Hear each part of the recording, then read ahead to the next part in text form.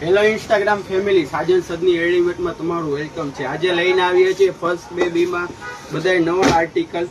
તેમાં રહેવાની છે પેર જોડી, સાઈઝ રહેવાની છે 3 વર્ષથી માંડીને 9 વર્ષ સુધી।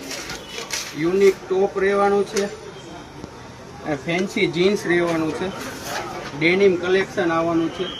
આના માટે તમારે આવવાનું છે સાજન સદની રેડીમેડ, રંગોલી કોમ્પ્લેક્સ, હવેલી ગલી, વિસાવદર।